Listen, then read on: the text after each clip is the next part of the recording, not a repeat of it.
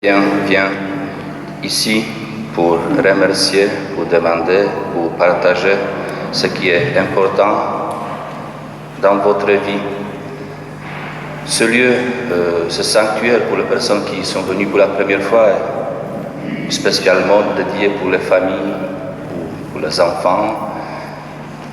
Après la messe, vous pouvez faire un peu le tour de basilique pour voir, il y a quelques tableaux qui racontent l'histoire d'un père de famille qui est venu dans la nuit pour prier pour la guérison de son enfant.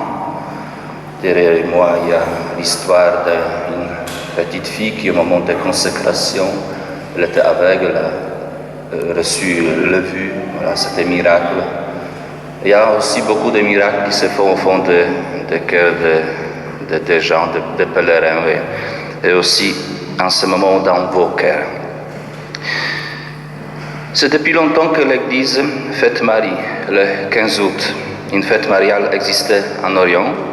Ce jour-là, au VIe siècle, elle portait le nom de la fête de la Dormition, de la Vierge Marie.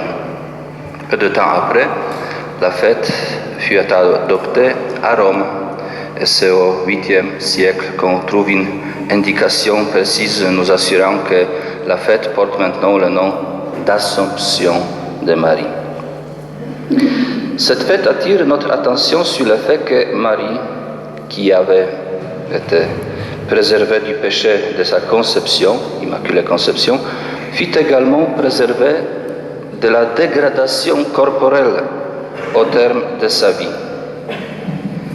Contrairement aux autres humains, elle fut en effet immédiatement introduite dans la gloire, non seulement en son âme, mais également en son corps.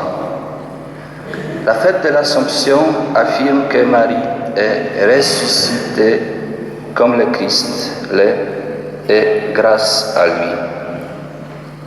Il s'agit d'un privilège accordé à la Mère de Dieu, que nous ne pouvons humainement expliquer. Comment Marie est-elle passée de la terre au ciel avec son corps? Nous ne le savons pas. Dieu le sait et il n'a pas jugé bon de nous le révéler. L'Assomption est un mystère qui nous est donné à croire. Dans un texte ancien, un auteur écrit à ce sujet que Jésus a fait sortir Marie du tombeau et l'a élevée auprès de lui d'une manière connue de lui seul.